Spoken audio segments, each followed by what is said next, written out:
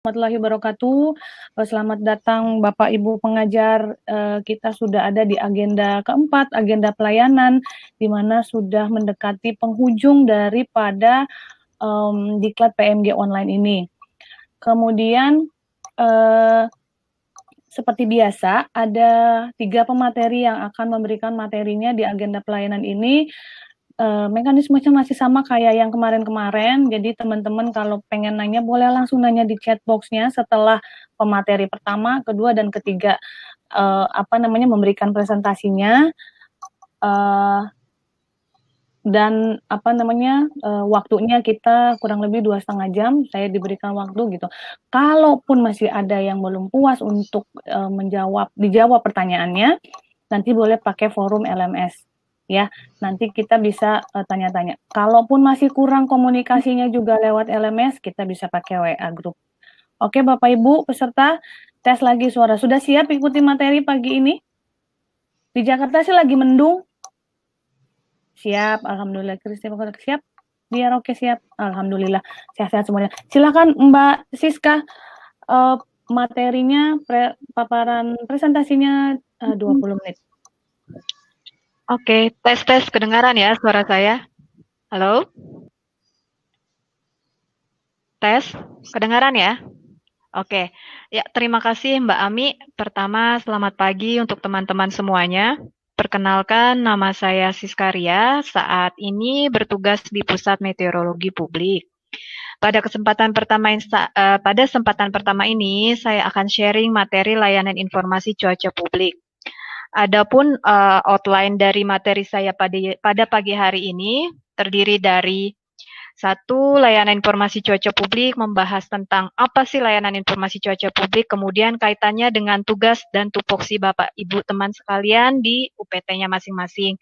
Kemudian jenis layanan informasi cuaca publik yang ada pada saat ini, kemudian sistem yang sedang digunakan oleh Pusat Meteorologi Publik dalam memberikan layanan informasi cuacanya, National Digital Forecast, dan jenis-jenis cara pendiseminasian produk layanan informasi cuaca. Yang menjadi dasar hukum dari layanan informasi cuaca publik tentunya Undang-Undang Nomor 31 Tahun 2009 yang di pasal 29 ayat 1 sampai dengan 3-nya menyatakan bahwa pemerintah wajib menyediakan pelayanan meteorologi, klimatologi, dan geofisika. Kemudian ditekankan kembali di pasal 88 yang menyatakan bahwa pelayanan tersebut terdiri atas informasi dan jasa. Masyarakat berhak memperoleh informasi publik yang berkaitan dengan penyelenggaraan meteo, klimat, dan geof sesuai dengan ketentuan perundang-undangan. Oleh karenanya, BMKG wajib memberikan layanan informasi cuaca publik dan informasi peringatan dini cuaca ekstrim yang cepat, tepat, akurat, berkesinambungan, dan berjangkauan luas. Ini adalah dasar hukum dari kita melaksanakan pelayanan informasi meteorologi publik. Kemudian dari dasar hukum tersebut diturunkan menjadi tupoksi kita masing-masing, baik dari teman-teman di pusat maupun teman-teman di UPT, dari kelas 1 sampai kelas 4. Ini adalah tupoksi teman-teman di pusat terkait dengan layanan informasi cuaca publik. Pertama, membuat perumusan kebijakan teknis, pemberian bimbingan teknis, ketiga, pembinaan teknis, keempat, pengendalian terhadap kebijakan teknis, kelima, melaksanakan koordinasi kegiatan fungsional dan kerjasama, pengelolaan, pelayanan, dan penyampaian data dan informasi serta peringatan dini di bidang meteorologi publik. Kemudian ini adalah tupoksi teman-teman di kelas 1 sampai kelas 4 yang terkait dengan layanan informasi cuaca publik. Pertama, melaksanakan updating publikasi data dan penyajian produk data dan informasi cuaca secara teratur di wilayah pelayanannya yang menjadi tanggung jawabnya dalam tampilan grafis atau peta, tabulasi atau rekaman suara, audiovisual sesuai kebutuhan. Melaksanakan diseminasinya produk informasi untuk kepentingan publik di wilayah pelayanan yang menjadi tanggung jawabnya. Kemudian setelah dibuat, disebarkan, disampaikan, disiarkan informasi peringatan dini cuaca ekstrim untuk publik melalui media massa dan instansi terkait dengan penanggulangan bencana di wilayah pelayanan yang menjadi tanggung jawabnya. Kemudian yang keempat, dievaluasi dan kajian setiap ada kejadian cuaca atau cuaca ekstrim dan dampaknya terhadap keselamatan dan kerugian materi yang terjadi di wilayah pelayanannya. dan didokumentasikan serta dilaporkan ke pusat. Yang kelima, memberikan pelayanan jasa dan keperluan khusus untuk permintaan pengguna jasa dan atau berdasarkan kerjasama dengan instansi terkait di wilayah pelayanan yang menjadi tanggung jawabnya. Yang terakhir adalah tupoksi bagi teman-teman yang di wilayahnya atau di provinsinya tidak ada balai besarnya, maka diwajibkan untuk memberikan pelayanan informasi cuaca publik dengan syarat harus berkoordinasi dengan stasiun terkait di wilayahnya. Kemudian layanan slide selanjutnya adalah terkait tentang jenis-jenis dari layanan informasi cuaca publik yang ada saat ini. Secara garis besar ada 3 layanan informasi cuaca publik pada saat ini. Yang pertama, layanan informasi perakiraan cuaca dan peringatan dini cuaca. Dibagi menjadi 2, yaitu perakiraan cuaca dan peringatan dini cuaca.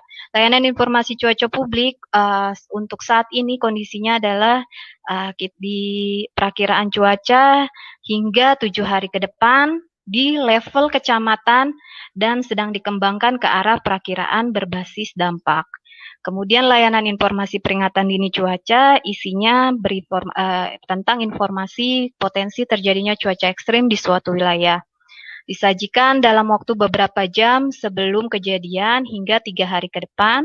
Kemudian cuaca ekstrim dapat berupa hujan lebat disertai petir, angin kencang, suhu ekstrim, siklon tropis maupun kebakaran hutan. Jadi ada 2 untuk di bidang layanan cuaca, di bidang layanan informasi perakiraan cuaca dan peringatan dini cuaca, 1 perakiraan cuaca, yang kedua peringatan dini cuaca. Perakiraan cuaca publik sudah 7 hari ke depan bertingkat kecamatan dan sedang dikembangkan ke dalam berbasis dampak. Kemudian selanjutnya ini adalah contoh produk layanan informasi perakiraan cuaca publik saat ini. Perakiraan cuaca harian. Yang di sebelah sini, ini adalah perakiraan cuaca milik teman pusat yang bersifat secara nasional. Kemudian yang di sebelahnya adalah milik teman-teman provinsi koordinator atau saat ini di stasiun-stasiun kelas 1 yang ditunjuk sebagai stasiun koordinator. Produknya adalah yang seperti ini. Kemudian ini adalah contoh layanan perakiran cuaca berbasis dampak, disajikan masih secara nasional berupa peta yang disertai legend dengan status dampak yang biasanya diaplikasikan atau ditujukan oleh instansi terkait maupun khalayak umum. Produk-produknya dapat diakses di web meteo.bmkg.go.id. Di sini ada legendnya tentang dampak yang harus diantisipasi oleh instansi terkait. Untuk saat ini masih menggunakan faktor dari hujan. Kemudian ini adalah produk layanan informasi cuaca publik juga, perakiraan cuaca kota. Berisi informasi perakiraan cuaca di tingkat kecamatan selama 7 hari, per 3 jam untuk hari pertama hingga hari ketiga, hari keempat sampai hari terakhir ke-7, waktu perakiraan 6 jam, sama informasi perakiraan cuaca ini disajikan di web utama, web Meteo BMKG, dan aplikasi Info BMKG.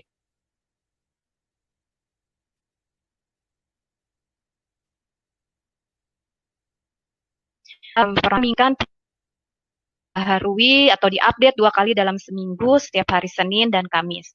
Dan ini adalah layanan informasi NWP, dapat digunakan sebagai sarana dalam pembuatan layanan informasi perakiraan cuaca baik oleh internal BMKG, maksudnya oleh teman-teman forecaster sendiri yang tidak memiliki atau sedang tidak ada sinergi atau tools di stasiunnya, bisa langsung mengakses ke web meteo.bmkg.id maupun untuk masyarakat umum yang ingin melakukan studi seperti pelajar-pelajar dari instansi ITB atau IPB.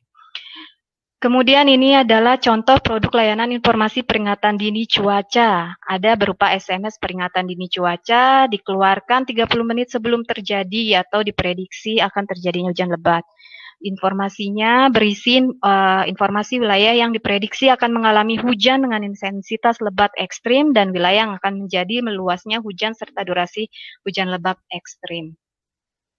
Kemudian ini produk peringatan dini cuaca, kalau tadi berupa langsung warning, kalau ini berupa peringatan dini cuaca untuk 3 hari, disajikan dalam bentuk dokumen maupun peta interaktif. Bisa dicek produknya ada di web Meteo maupun di web utama.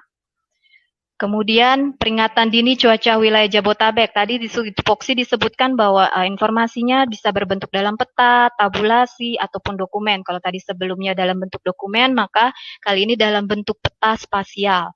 Seperti yang tampil di layar, ini sudah disampai di tingkat kecamatan dan berlaku untuk 3 hari. Kan, kalau diklik di web meteonya di sini ada hari ini, esok, hingga lusa. Peta-peta berupa peta, ada warna-warnanya di sini, dan di sini ada narasinya. Bisa dicek di web meteo. Kemudian layanan informasi siklon tropis ini dikeluarkan, yang mengeluarkan yang membuat adalah teman-teman di pusat di subit peringatan dini cuaca. Layanan informasi cuaca siklon tropis berisi posisi siklon ataupun sistem yang aktif, kemudian pergerakannya dan dampaknya kepada wilayah Indonesia. Kemudian ini ada lagi produknya dari peringatan dini cuaca, yakni layanan informasi FDRS. Ada yang berbentuk langsung se-Indonesia, ada pula yang berbentuk per peta. Per provinsi maksudnya.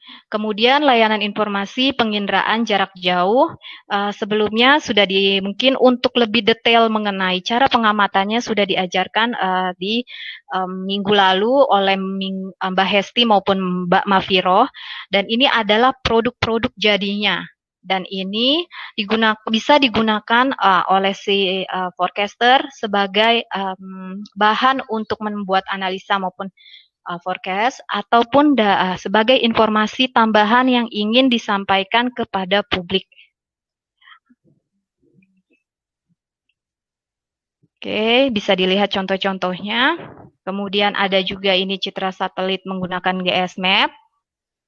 Ini adalah produk-produk contoh layanan dari Pusat Meteorologi Publik untuk penginderaan jarak jauh.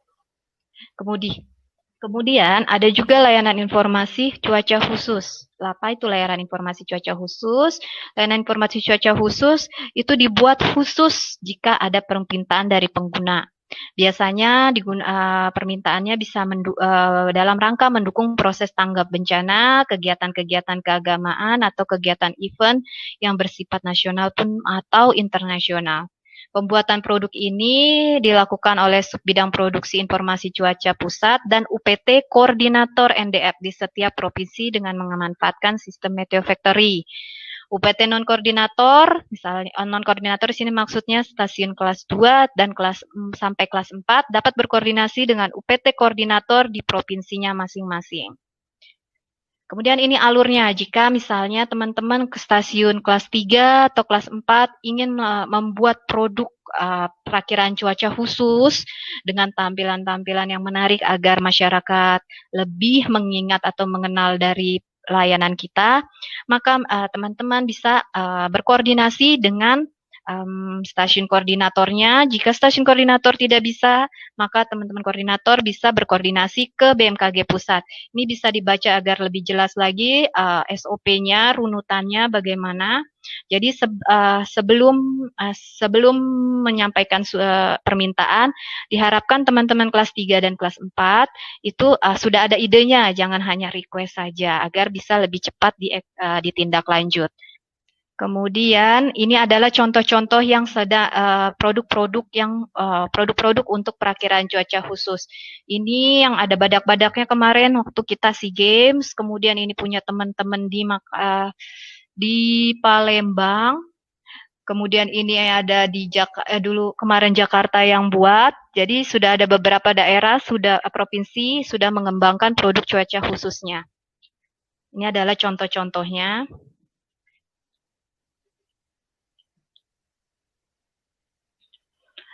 Nah, kemudian ini selain itu kita juga di Pusat Meteorologi Publik memberikan layanan informasi analisis cuaca khusus. Biasanya ini untuk klaim-klaim asuransi. Di sini nanti Bapak Ibu bisa teman-teman baca sendiri. Di sini sudah ada SOP-nya, keterangannya. Sedangkan untuk cara analisanya pasti sudah diajarkan dan lebih lengkap lagi di ketika masih di AMG. Ini adalah contohnya dan harus ditangani dan disupervisi oleh atasan langsung ya. Tidak bisa langsung si PMG-nya mengeluarkan. Nah, dalam melaksanakan layanan informasi cuaca publik di Pusmet Publik sendiri menggunakan National Digital Forecast. Latar belakangnya adalah pertama yang paling mendasari adalah untuk mengurangi kejadian untuk satu kota yang sama isi perakiraannya beda. Misalnya ketika ada satu wartawan menanyakan perakiraan ke forecaster BMKG Pusat untuk wilayah Toli-Toli, si forecaster pusat bilang hujan, sedangkan untuk teman-teman daerah Toli-Tolinya sendiri bilang berawan. Nah, untuk menghindari itu, salah satunya dibuatlah konsep National Digital Forecast ini. Selain itu, lihat sendiri di sini, ini adalah era sebelum NDF, jadi sebelum digital, kemudian berubah menjadi ada tampilan seperti ini. Jadi tujuannya selain tadi mengurangi kesalahan dalam pembuatan perakiraan atau ketidaksamaan perakiraan adalah untuk menciptakan atau menghasilkan produk perakiraan dengan tampilan yang menarik sehingga masyarakat lebih aware terhadap produk kita. Kenapa sih kita pakai NDF? Ya, tadi sistem produksi dan diseminasinya otomatis tadi menggunakan Meteo Factory. Pabrik, seluruh produk dalam format digital, nggak ada lagi ketak-ketik terus pakai kertas karbon, semuanya sekarang serba otomatis dan digital. Terus terintegrasi secara nasional, ya tadi agar tidak ada lagi untuk satu kota yang sama isi perakiraannya berbeda. Kemudian bisa dalam jumlah besar dan sudah disesuaikan dengan standar WMO dan apa yang dikerjakan atau diinput oleh teman-teman forecaster itu langsung semuanya hasilnya akan turun ke TV sistem, Visumet, website, email, aplikasi, segala-galanya. Jadi satu kali input untuk sampai ke diseminasi paling dasar, baik dalam bentuk WhatsApp juga sama. Ini yang disebut digadang-gadang alur sistem NDF dari mulai di Transmet, CIPS, Sinergi, Meteo Factory, diseminasi. Transmet ini kita bisa anggap sebagai terminal atau kalau stasiun kereta api Manggarainya. Semua data, semua model masukin di Transmet, kemudian dari Transmet disalurkan ke CIPS yang berupa model, nanti di situ diolah. Tadi kan ada model-model NWP ya yang biasa dipakai oleh teman-teman sebagai dasar analisis. Di CIPS itu diolah, diturunkan lagi, baru ke Sinergi, dan untuk ini Sinergi baru ada di stasiun-stasiun kelas 1. Nah, Sinergi ini nanti toolsnya dipakai untuk oleh seorang forecaster untuk melakukan analisa. Jadi ini adalah toolsnya. Kemudian setelah udah melakukan analisa, dia sudah punya tahu forecast emang akan dibuat apa, maka itu akan di-input di Meteo Factory di pabriknya. Nanti di Meteo Factory maka itu akan dikemas, dibuat yang cantik, menarik, kemudian sehabis itu didiseminasikan. Proses dari sinergi ke diseminasi itu berlangsung di UPT, sedangkan Transmet dan CIPS itu di BMKG Pusat. Itu ya teman-teman. Kemudian selanjutnya, tadi untuk Meteo Factory, ini salah satu sistem yang digunakan untuk memproduksi informasi cuaca secara digital. Tadi yang seperti saya bilang pabriknya. Jadi semua informasi itu kita kemas bagaimana supaya menarik dan bisa terdiseminasi secara otomatis dengan massal. Sistem ini menggabungkan proses pembuatan perakiraan cuaca dan peringatan dini sehingga menjadi produk informasi cuaca serta diseminasi produk perakiraan tersebut. Jadi clear ya, setelah sudah melakukan analisa, sudah membuat perakiraan, maka diinput di Meteo Factory. Dan kemudian didiseminasikan. Untuk pendiseminasiannya terkait ini layanan informasi cuaca publik selain melalui email juga melalui website, melalui aplikasi, melalui media sosial ataupun melalui wawancara langsung dengan media cetak dan elektronik. Ini adalah alur diseminasi produk layanan informasi cuaca publik untuk saat ini. Jadi jika bisa dilihat di peta maksud saya di gambarnya, lihat ini misalnya forecaster pusat, forecaster daerah. Semuanya input perakiraannya setelah melakukan analisa tadi dibantu dengan sinergi ataupun langsung ke web Meteo untuk melihat model-model NWP. Setelah sudah dapat, maka diinput di Meteo Factory. Dari Meteo Factory akan dikemas secantik, semenarik mungkin, kemudian akan didiseminasikan secara massal, baik dalam bentuk PDF, PNG, XML, ataupun CSV. Jadi dari hasil teman-teman isi itu sudah banyak sekali jenisnya yang kemudian dari Meteo Factory akan secara otomatis dikirim ke email BMK email email masing-masing user ataupun stakeholder, jadi bisa langsung di dalam situ ada settingannya.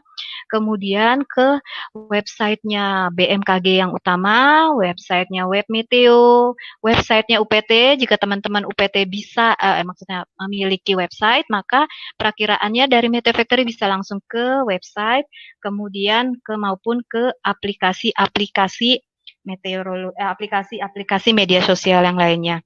Sehingga memang pelayanan meteorologi publik kalau bisa dibagi menjadi pelayanan media cetak, media elektronik, dan media sosial, di mana penggunaan istilah meteorologi dalam pelayanan informasi meteor publik harus diperhatikan dengan seksama. Jadi ketika membuat layanan, pastikan dulu siapa sih yang akan menggunakan, siapa sih yang akan disasar dari layanan yang telah kita buat. Kalau misalnya yang disasar ini cuman koran-koran lokal, nggak usahlah pakai bahasa-bahasa kelas tinggi, water sport, dan convergence, dan kawan-kawan. Ya cukup pakai misalnya kalau untuk wilayah Jawa, untuk water sport apa sih? Puting beliung. Ya sudah, gunakan bahasa puting beliung. Atau juga pakai kalau mau kecuali yang disasar adalah majalah ilmiah, baru kita menggunakan bahasa-bahasa ilmiah.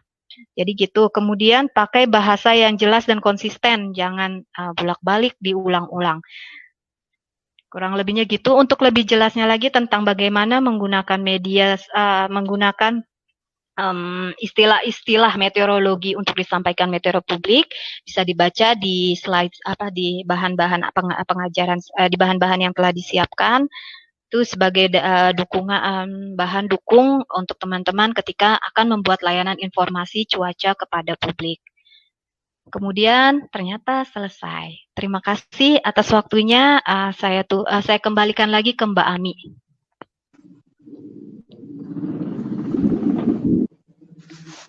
Oke, terima kasih Mbak Siska. Ini on time banget loh ini, 9.26 udah selesai. Oke, Bapak Ibu, pemateri presenter pertama sudah, ini sepertinya sudah ada yang nanya, boleh langsung dijawab lewat chat box-nya Mbak Siska. Kita lanjut ke Mbak Ratih, cek sound, cek voice dulu. Halo Mbak Ratih. Siap Bu Ami. Oke, jadi ini dari saya ya, coba slide-nya ya. Tih. Kenapa? Iya, Mbak, minta tolong Mas Rifki mungkin untuk next slide. Oke. Silakan Mbak Ratih, 20 menit waktunya ya. Siap, terima kasih Mbak. Dari saya aja gak apa-apa Mbak. Assalamualaikum. Oke, Mas Rifki, terima kasih Mas Rifki. Ya, Assalamualaikum warahmatullahi wabarakatuh. Selamat pagi Bapak Ibu.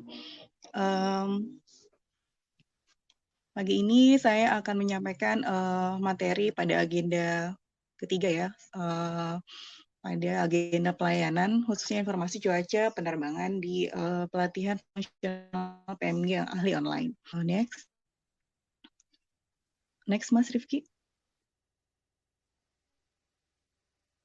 Ya, sedikit background saya.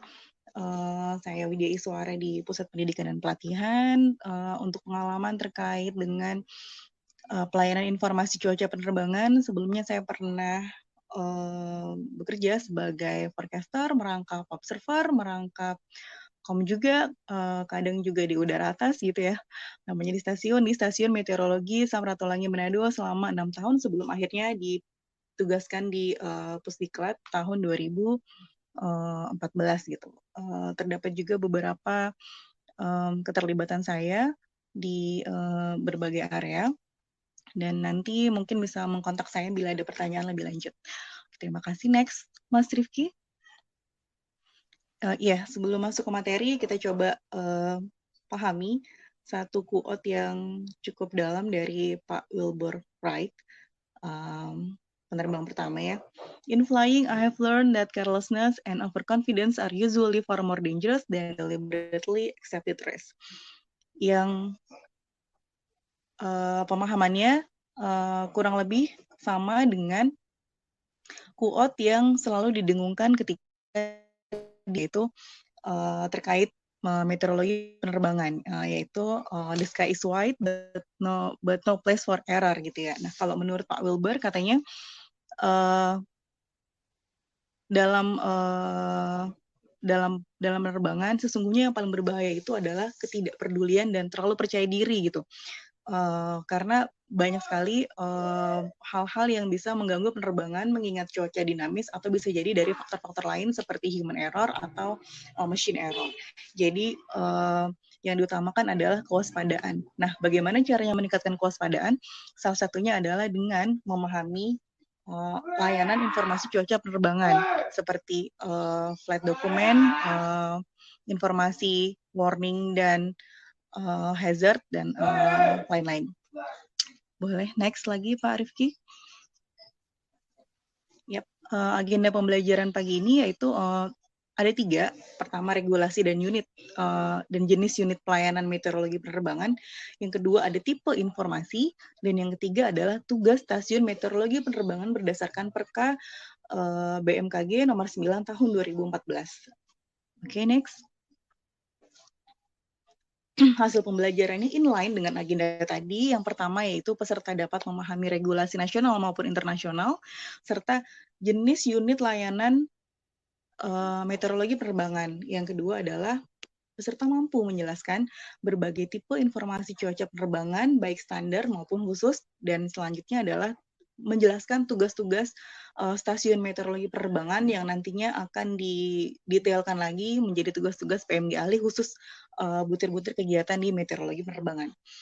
Oke, next Pak Rifki.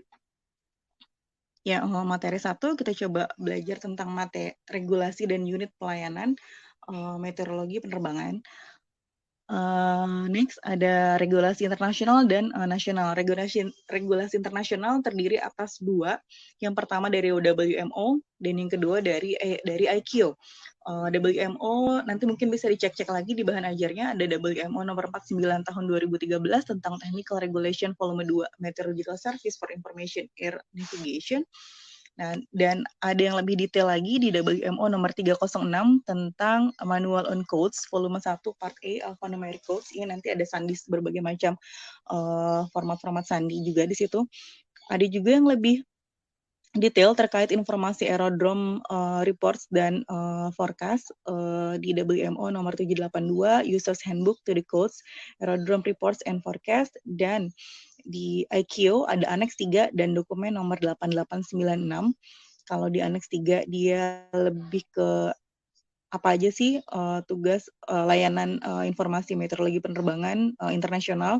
Kalau di dokumen nomor 8896 Manual of Aeronautical Meteorological Practice. Jadi SOP atau tahap-tahapan pelaksanaan pelayanannya didetailkan di situ. Selanjutnya ada regulasi nasional di next slide. Ya, regulasi nasional yang pertama tentu berada di berakar gitu ya dari Undang-Undang Nomor 1 Tahun 2009 tentang penerbangan. Dijabarkan lagi di UU Nomor 31 Tahun 2009 tentang Meteorologi, Klimatologi, dan Geofisika. Ini tentu teman-teman sudah sangat familiar. Lalu diturunkan lagi menjadi PP Nomor 11 Tahun 2016 tentang pelayanan MKG dan didetailkan lagi di Perka BMKG Nomor Keputusan 13 Tahun 2019 tentang format Sanditaf dan SOP perakiraan cuaca penerbangan. Nah, nanti detailnya saya akan coba jelaskan poin-poin pelayanannya. Nanti detailnya silakan main-main ke bahan ajar di LMS. Oke, next, Mas Rifki. Ya, nah ini tipe unit pelayanan meteorologi penerbangan. Ada WAFC atau World Area Forecast Center yang nanti akan kita cuplik sedikit. Dia tugasnya untuk membuat prognostic chart level height level prognostic chart gitu ya. Di mana WAFC ini di dunia ada 2, ada di Wellington dan di London. Yang produknya juga untuk teman-teman yang sudah atau pernah belajar membuat flight dokumen pasti sudah paham produk-produknya. Lalu yang kedua ada AMO, Aerodrome Meteorological Office, ini stasiun meteorologi. Ada MWO, Meteorological Watch Office, yang bekerja berdasarkan FIR atau Flight Information Region yang sudah ditentukan gitu. Di Indonesia ada 2 FIR, ada di Cengkareng, Stamet Suta, dan untuk wilayah Indonesia bagian barat sampai sedikit Indonesia bagian tengah, dan untuk Indonesia bagian tengah hingga Indonesia bagian timur adalah FIR kedua yang dihandle oleh WAA atau Stasiun Meteorologi Penerbangan Makassar. Lalu ada VAAC atau Volcanic Ash Advisory Center. Biasanya kita pakai produk dari VAAC Darwin. Lalu ada SVO atau State Volcano Observatories yang salah satu produknya adalah FONA atau Volcano Observatory Notice for Aviation. Nah, di Indonesia untuk FONA ini dikeluarkan oleh Badan Geologi, khususnya Pusat Vulkanologi dan Mitigasi Bencana Geologi, yang isinya kurang lebih terdiri atas nama gunungnya, lalu kode-kode dalam penerbangannya, apakah di orange atau yang warna lain, lalu sumber datanya dari mana, dari pengamatan di gunung mana gitu maksudnya, notice number-nya berapa, lokasinya, bujur lintang dan bujurnya, areanya di daerah mana, biasanya misalnya di Provinsi Bali misalnya. Lalu ada elevasi puncaknya berapa, ada volcanic cloud height ketinggiannya, ada informasi-informasi terkait volcanic cloud lainnya.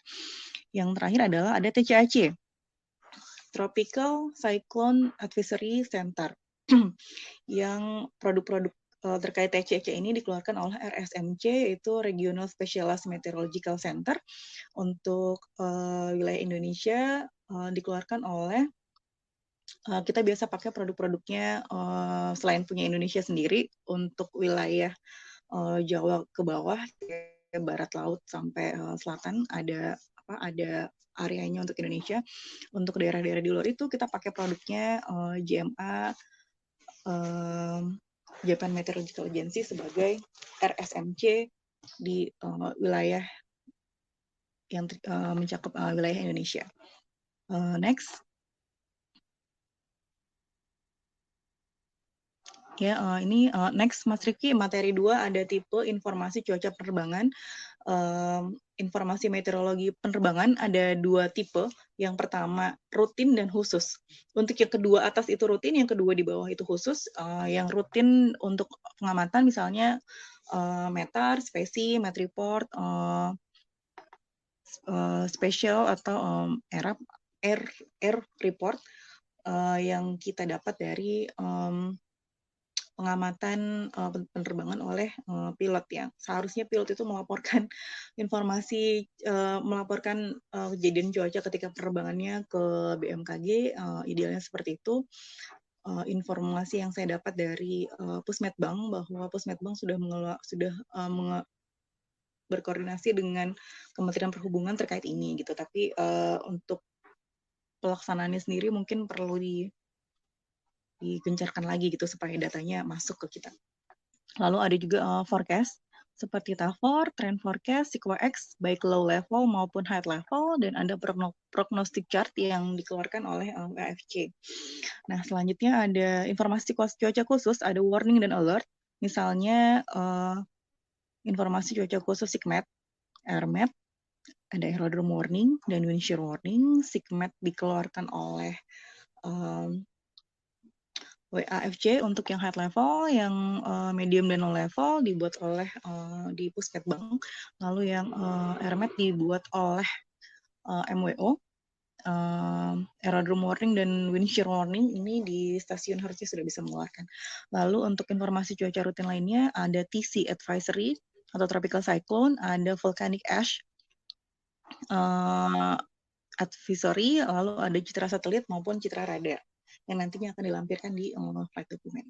Selanjutnya, Mas Rifki. Ya, nah ini tipe informasi meteorologi, termasuk SIGMET dan AirMet. Nah, kita bisa lihat kalau berdasarkan tabel gitu ya, ada jenis tipenya, lalu ada lokus atau area yang di cover, ada informasi tentang pada stage penerbangan yang mana informasi ini dibutuhkan, dan ada penugasan itu siapa yang membuat gitu. Misalnya TAFOR. TAFOR peruntukannya adalah informasi cuaca bandara atau aerodrome. Lalu informasi TAFOR dibutuhkan sebelum penerbangan dan pada saat penerbangan. Dibuat oleh stasiun meteorologi atau AMO, atau ADAR, atau kantor meteorologi lain yang ditunjuk gitu. Kalau memang di situ nggak ada aerodrome meteorological office-nya, seperti bandara-bandara perintis misalnya.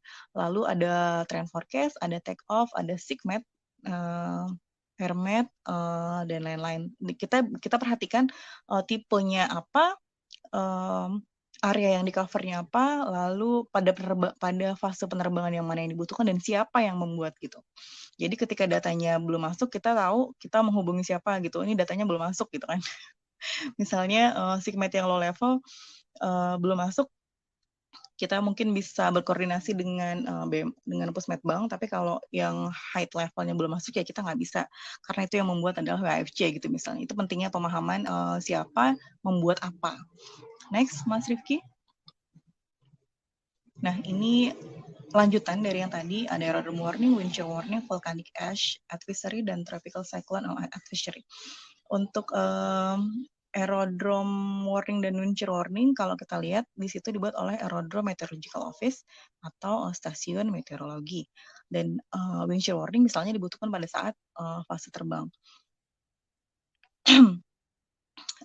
Untuk wind chill warning di situ diberikan penjelasan untuk area yang di cover adalah hingga ketinggian 500 meter pada runway atau sekitar 1.600 feet jika dibutuhkan. Ini makanya dia masuk ke tipe cuaca khusus. Next, Mas Rifki. Ya, ini METAR. Ini satu tipe informasi cuacanya ada METAR spesi rutin atau special report. Ini unsur-unsur yang dilaporkan pada METAR adalah temperatur udara, dew point, perawanan, jarak pandang horizontal, cuaca pada saat itu atau present weather, arah dan kecepatan angin permukaan, dan ada tekanan juga, Q and H. Next, Mas Rifki. Ya.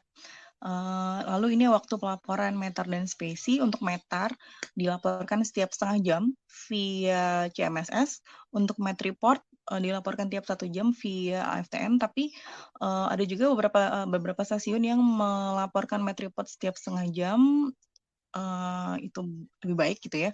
Tapi tidak boleh di atas dari 1 jam. Jadi setiap setengah jam atau setiap 1 jam silakan dilaporkan. Yang kewajiban utamanya adalah 1 jam. Untuk spesi atau spesial, ketika cuacanya memburuk, maka segera langsung dibuat saja spesi atau spesialnya. Ini dilaporkan via CMSS maupun AFTN. Nah, untuk spesi atau spesial yang cuacanya membaik, ini jarang dibuat, tapi sebaiknya dibuat dengan memperhatikan situasi terkini. Bila dia 10 menit sudah mulai stagnan atau konstan gitu, cuacanya membaik, silakan dibuat. Tapi kalau masih belum ada 10 menit, berarti masih berlaku untuk spesi yang cuacanya memburuk tadi. Next, Mas Rifki. Ya, ini contoh sandimeter atau report. Kalau kita lihat di sini ada misalnya meter, Yudo ini nama stasiun, WAA Makassar, WII Suta, WAME Manado gitu ya. Dibuat pada tanggal 22 jam 16.30 UTC, kecepatan angin 240, arah dan kecepatan angin 240 dan 4 knot, visibility-nya 600. Untuk runway 12 dia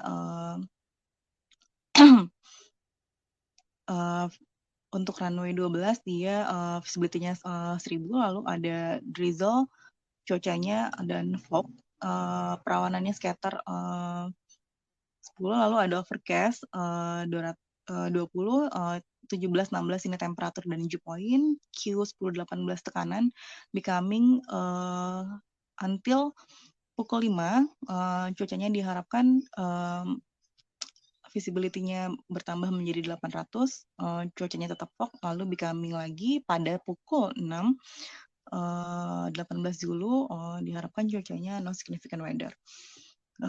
Untuk MET report kurang lebih sama, hanya dia lebih agak detail sedikit dan ada trend forecast di situ. Next, Mas Rifki.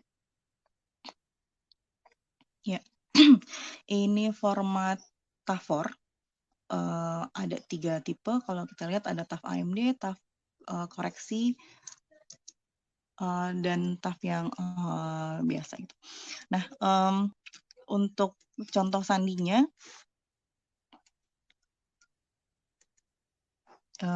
untuk contoh sandinya ada TAF WII, ini Cengkareng, lalu ada jam tanggal 2 jam 00 sampai tanggal 3 jam 06. Periode validitasnya untuk TAFOR ini di atas 6 jam, tapi di atas 6 jam hingga 30 jam gitu. Kalau kita lihat contohnya di sini kurang lebih sama mirip-mirip informasinya seperti meter, hanya kalau meter itu kan cuaca terkini, kalau TAFOR itu perakiraan gitu. Di sini juga ada Becoming dan Tempo yang disertakan ya informasinya. Untuk Becoming adalah kondisi yang diharapkan BECMG dan diharapkan terjadi dalam antara waktu gitu ya. Periode waktunya biasanya tidak lebih dari 2 jam, tapi di beberapa kejadian bisa lebih dari tidak lebih dari 4 jam gitu. Sedangkan untuk tempo adalah beberapa kejadian cuaca yang berfluktuasi temporer terhadap perakiraan kondisi cuaca. Setiap fluktuasi akan berakhir dalam waktu kurang dari 1 jam. Untuk semua, ada lagi satu note, untuk semua presipitasi dimasukkan di setelah kode sandi tempo gitu. Oke, next Mas Rifki. Ya, nah ini ada note penting lagi terkait TAFOR, terkait probability. Yang pertama yaitu yang digunakan hanyalah probability 30 dan probability 40. Untuk 30 tidak digunakan, dan apabila probability-nya di atas 50, silakan menggunakan Becoming, Tempo, atau From, FM. Probability hanya dapat dikombinasikan dengan tempo, misalnya probability 40, tempo tanggal 28 pukul 12 sampai 16 Zulu. Lalu TAF tadi ada 3, ada tipe TAFOR ada 3, ada TAFOR amandemen, koreksi, dan cancel. Untuk amandemen, bila ada perubahan substansi pada TAFOR-nya silakan dibuat, tapi periodenya adalah hanya periode waktu dari TAFOR yang telah dibuat sebelumnya gitu. Jadi kalau TAFOR sebelumnya dibuat jam 00 sampai jam 12, maka TAFOR amandemen ini juga mencakup di waktu itu. Nggak boleh buat TAFOR amandemen setelah jam 12 tadi. Kalau setelah jam 12 namanya bukan TAFOR amandemen tapi TAFOR baru. Nah, selanjutnya ada TAFOR koreksi. Ini dibuat ketika ada typo atau kesalahan dalam format penyandian atau tulisannya. Dan sama, periode waktunya harus periode yang tersisa dari dari TAFOR sebelumnya. TAFOR cancel adalah dibuat jika ingin menyatakan bahwa TAFOR yang sebelumnya, baik TAFOR yang pertama, TAFOR amandemen atau TAFOR koreksinya tidak berlaku lagi, tentu dengan memperhatikan data-data pengamatan seperti meter dan specie. Next, Mas Rifki. Ya, ini ada SIGMET. SIGMET ini adalah informasi peringatan dini cuaca penerbangan yang dibuat di wilayah FIR.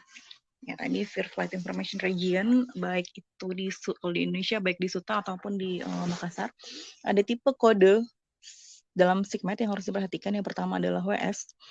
WS ini kalau isinya terkait cuaca gitu ya, bisa thunderstorm, turbulence, mountain wave atau gelombang gunung, ada duststorm, sunstorm, dan radioactive cloud. Ini agak jarang ya, radioactive cloud. Lalu ada WV atau volcanic ash, ada juga WC atau tropical cyclone. Jadi kalau di depannya itu WV berarti dia isinya tentang volcanic ash. Seperti contoh di bawah yang dikeluarkan oleh WAAA terkait erupsi Gunung Dukono. Di situ terdapat informasi lintang dan gujur gunungnya, lalu ada ketinggian awan, ketinggian abunya, ketinggian abu vulkaniknya berapa, diharapkan bergerak kemana, hingga jam berapa gitu. Itu ada forecast 11:45 Zulu, VA Cloud approach north, berapa lintang bujurnya, dan seterusnya. Oke, next Mas Rifki. Nah, ini informasi cuaca SIGMET yang nanti akan ditemukan di tugas. Jadi silakan Bapak Ibu identifikasi, belajar menginterpretasi. Sorry, ini bukan SIGMET, ini SIKWX. Ya, informasi SIKWX. Kalau SIGMET yang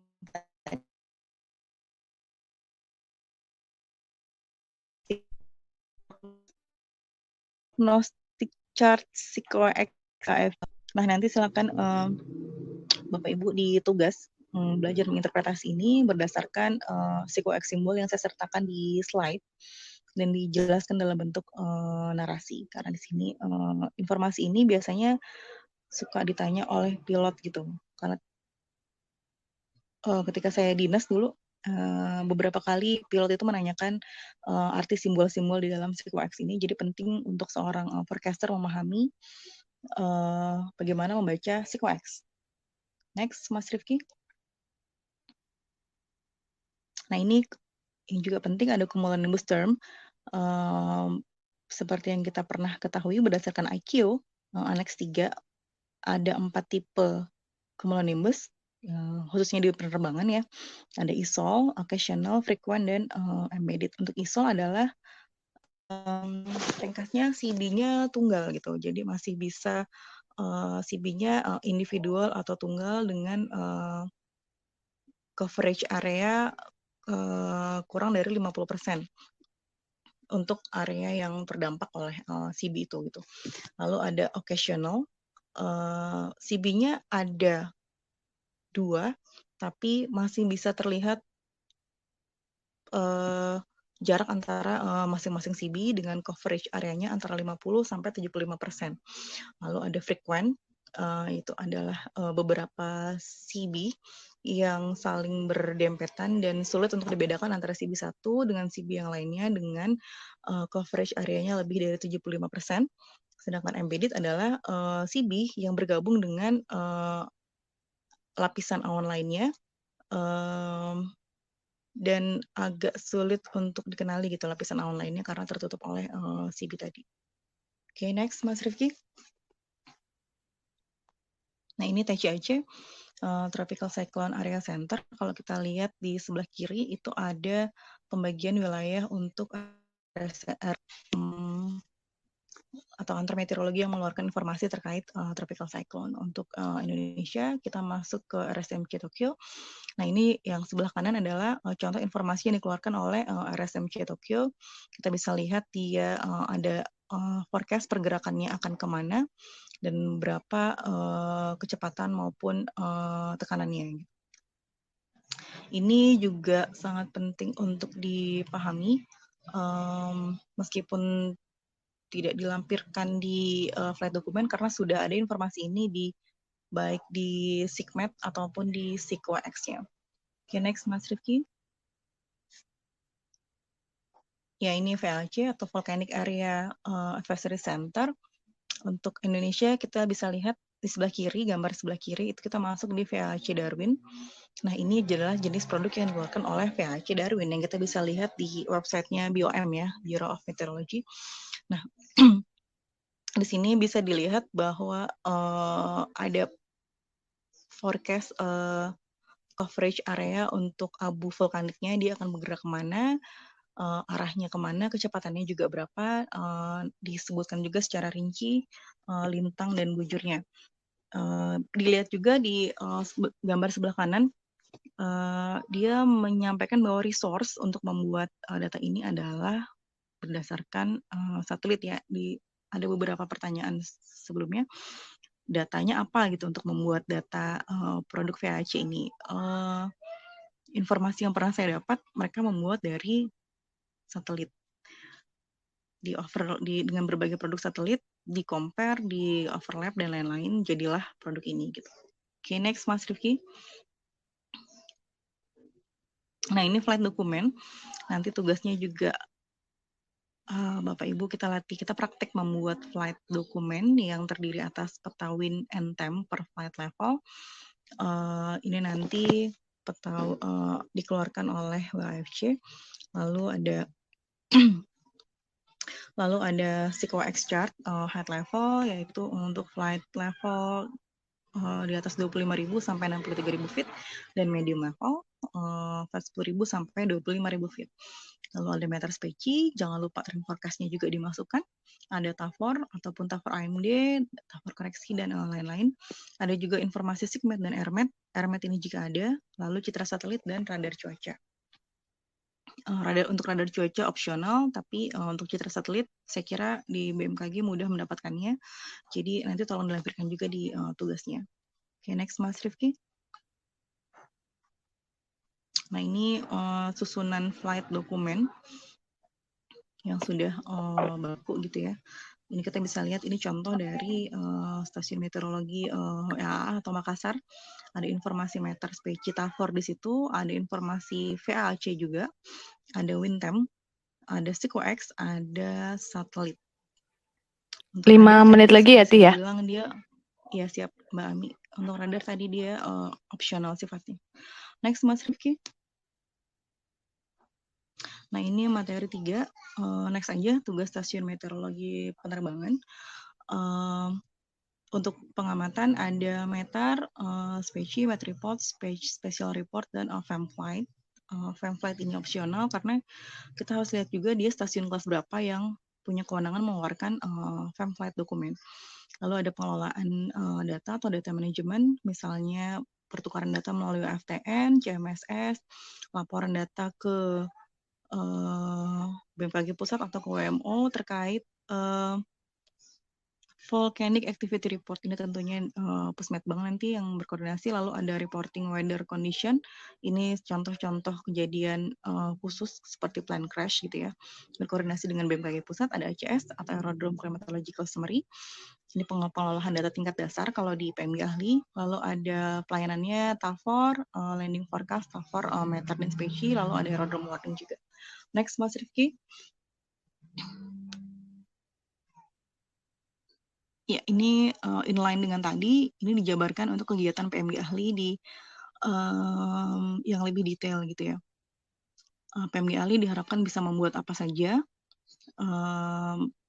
lalu butir-butir kegiatannya seperti apa, bukti fisiknya juga seperti apa, nanti silakan dipelajari lagi berdasarkan perkanya juga kalau mau lebih detail.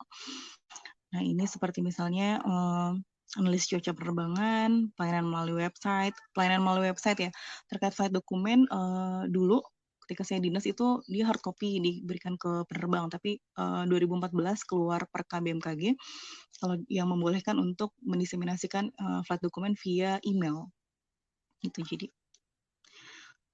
oke, next Mas Rifki. Ya ini referensi yang saya ambil. Nanti untuk detail ada di bahan ajar. Tugas silakan ditanyakan via chatbox atau via LMS nanti. Sekian dari saya, Bu Ami. Terima kasih. Assalamualaikum warahmatullahi wabarakatuh.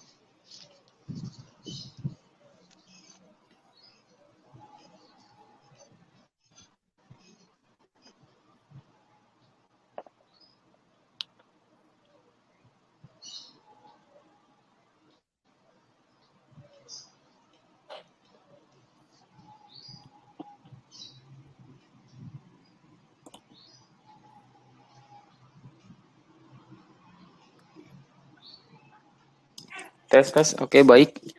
Terima kasih untuk penyampaian dari Mbak Rati.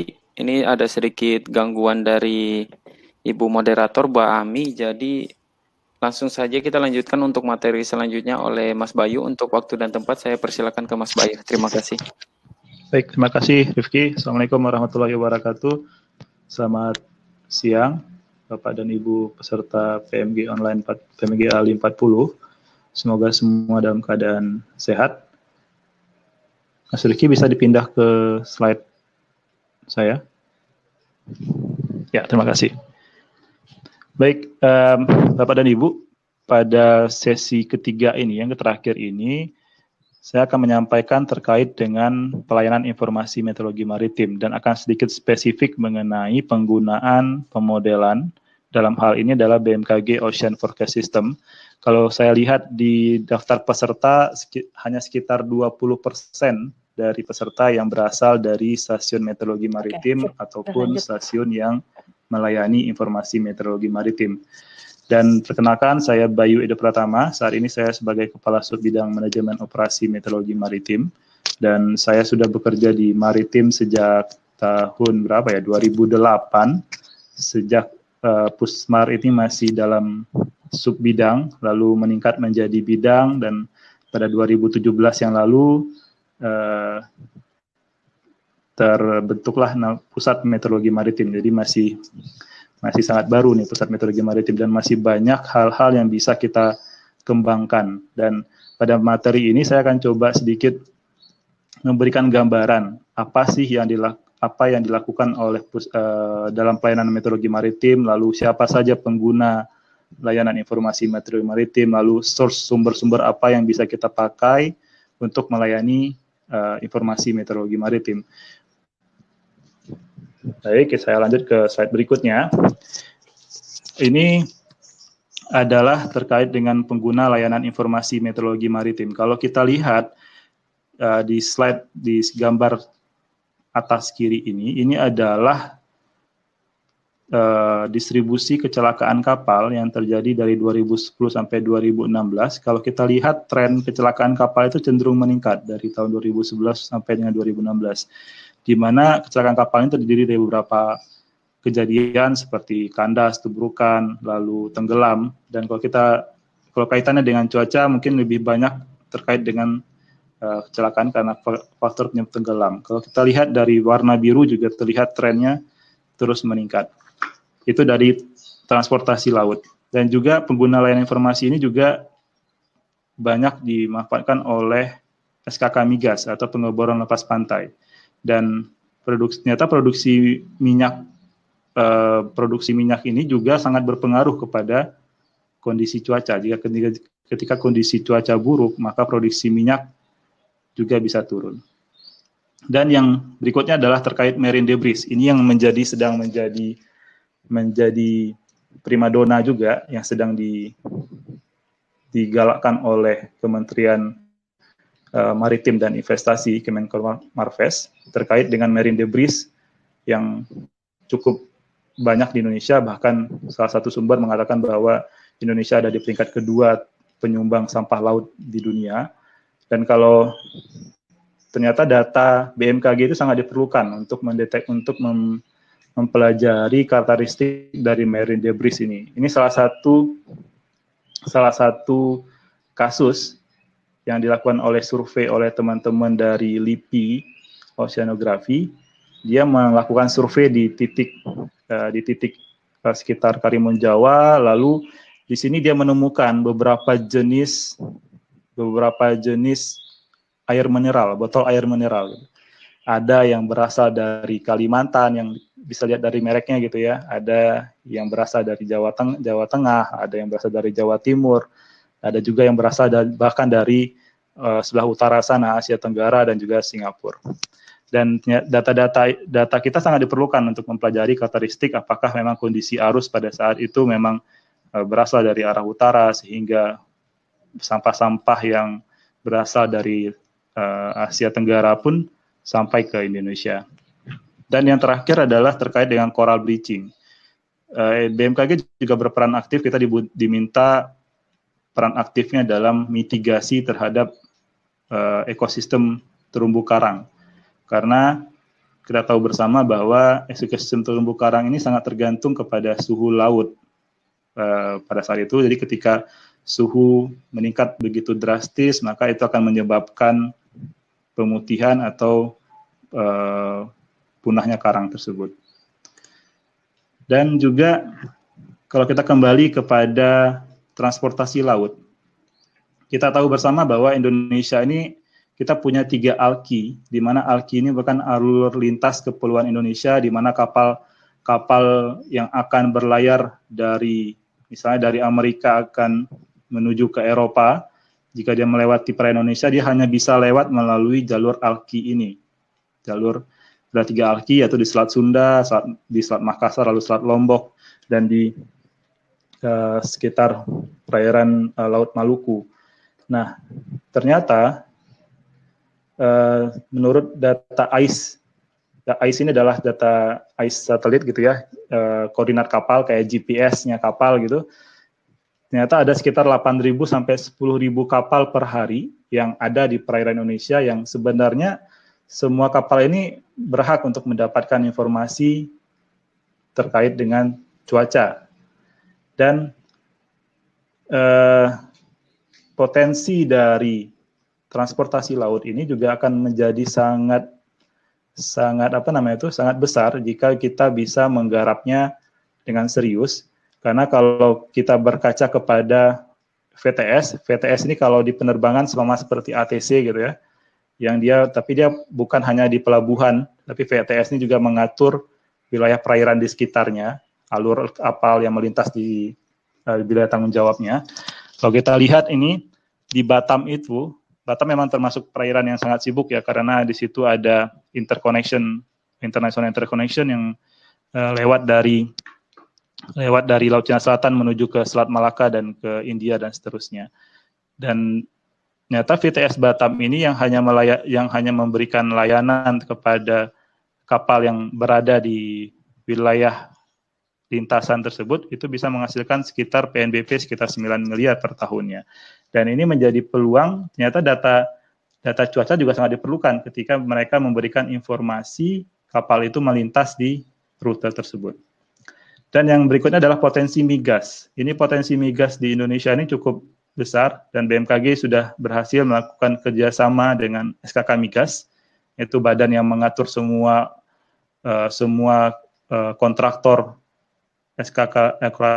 kontraktor pengeboran lepas pantai di wilayah Indonesia, dan mereka sudah mewajibkan semua kontraktor pengeboran lepas pantai harus menggunakan produk dari BMKG. Ini menjadi hal positif bagi kita untuk bisa terus meningkatkan layanan, terutama terkait dengan pengeboran lepas pantai. Dan ini sedikit detail mengenai distribusi kecelakaan kapal yang terjadi di wilayah Indonesia. Kalau kita lihat ini di tahun 2019, distribusi kecelakaan kapal itu cenderung terjadi pada musim-musim yang seperti di musim DJF dan juga di musim Juni, Juli, Agustus. Ketika monsun baratan kuat, ketika monsun timuran kuat, dan ini menjadi faktor penyebab distribusinya menjadi relevan dengan kondisi angin pada saat itu yang akan berimpak kepada tinggi gelombang. Dan kalau kita lihat distribusi secara spasial kecelakaannya cukup beragam dan umumnya terjadi di sekitar Laut Cina Selatan, lalu juga di Laut Banda juga cukup banyak, dan di Laut Maluku. Dan ini memang daerah-daerah daerah-daerah yang cukup terbuka sehingga potensi untuk pertumbuhan gelombang tingginya juga cukup besar. Dan kalau kita melihat berdasarkan penelitian dari Applied Ocean Research tahun 2006, berdasarkan data 270 kecelakaan kapal, dia menunjukkan bahwa kecelakaan kapal itu saat cuaca buruk, dia menunjukkan bahwa ada beberapa faktor parameter yang mempengaruhi terjadinya kecelakaan kapal. Yang pertama adalah sea state, kondisi laut. Dan yang berikutnya adalah kecuraman gelombang. Kalau biasanya kita hanya berfokus kepada tinggi gelombang, misalnya tinggi gelombang di Laut Jawa sekian meter. Ternyata ada faktor lain yang berpengaruh, yaitu adalah kecuraman gelombang. Kecuraman gelombang ini merupakan fungsi dari panjang gelombang dan tinggi. Jadi kalau gelombangnya tinggi tetapi panjang gelombang atau dari jarak dari puncak dengan puncaknya itu pendek, artinya gelombangnya semakin curam, dan itu yang justru akan berbahaya bagi kapal-kapal ketika terkena gelombang dengan kecuraman yang tinggi. Lalu perubahan adanya crossing antara ombak dengan swell yang menjalar dengan arah yang berbeda, itu juga sangat mempengaruhi. Lalu kombinasi antara tinggi gelombang dan tipe kapal itu juga sangat diperlukan. Oleh karena itu kita sedang mengembangkan namanya impact based forecast atau risk score. Kita coba mengembangkan seperti yang ada di Medpublic, tapi ini akan fokus kepada maritim. Misalnya kapal dengan jenis GT sekian itu berbahaya bagi gelombang dengan tinggi sekian. Itu sedang kita susun untuk menjadi acuan bagi pengguna. Ketika BMKG mengeluarkan gelombang 2 meter, lalu artinya apa? Apakah kapal nelayan masih bisa berlayar atau tidak? Dan itu kita sedang bekerjasama dengan Kementerian Perhubungan tentunya, dan juga dengan Biro Klasifikasi Kapal Indonesia, dan juga dengan pihak swasta yang sedang mengembangkan namanya risk score. Lalu next. Nah, informasi-informasi tadi, kebutuhan informasi dari para user, dari SKK Migas, dari kapal, dari transportasi laut, dan lain-lain, dari nelayan, itu semuanya pasti membutuhkan informasi yang valid. Nah, salah satu metode yang dikembangkan oleh Pusat Meteorologi Maritim adalah berbasis dengan pemodelan numerik. Ini saya coba sedikit overview mengenai pemodelan ocean yang dilakukan oleh berbagai negara. Sebelumnya nanti kita akan detail mengenai pemodelan yang sedang dikembangkan oleh BMKG sendiri. Ini ada Australia, dia menggunakan namanya WAM model. Ini model punyanya Eropa. Lalu dia menggunakan input anginnya adalah Access R. Mungkin teman-teman profesor pasti sudah sangat familiar dengan Access R, di mana Access R ini merupakan sebenarnya adalah di dalamnya adalah Unified Model yang dikembangkan oleh UK Met, dan ini produknya NOAA yang menggunakan waveforce tree dengan input forcing adalah GFS, dan ini hampir sama yang kita kembangkan menggunakan model waveforce tree. Sebenarnya kalau dari pemodelan yang cukup terkenal itu memang dua model ini, yaitu WAM model dan waveforce tree untuk pemodelan yang laut regional. Lalu ada lagi HMUF Ensemble WAM, dia melakukan ensemble dari berbagai jenis model laut, model gelombang. Nah, ini yang kita kembangkan di BMKG. Jadi, kalau kita tahu bersama bahwa pemodelan ini juga sangat tergantung kepada data pengamatan yang ada di Indonesia, kan. Kalau pengamatannya cukup jarang, artinya jika di laut tidak ada pengamatan, tidak ada data angin di situ, tidak ada data suhu laut di situ, maka nilai-nilai yang ada di Indonesia pasti akan menjadi nilai-nilai interpolasi dari titik-titik yang terdapat di darat.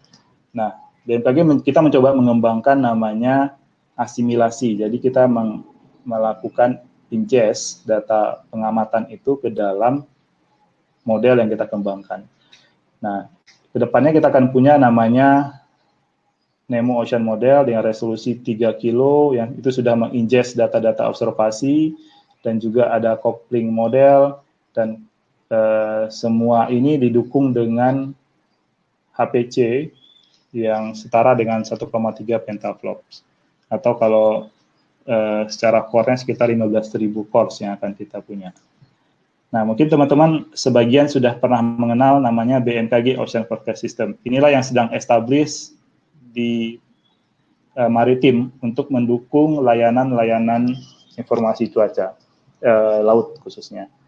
Dan BMKG Ocean Forecast System ini sebenarnya ada 3 part besar, yaitu adalah INAWAVE, yang dimana itu isinya adalah terkait dengan perakiraan gelombang, perakiraan angin, lalu perakiraan swell, dan ada namanya INAFLOW yang ditujukan untuk prediksi arus perkedalaman, lalu salinitas dan suhu perkedalaman. Dan yang part ketiga adalah drifting model yang kita kenal dengan ada trajectory model dan ada coastal inundation model. Nanti secara detail akan kita jelaskan di bawah.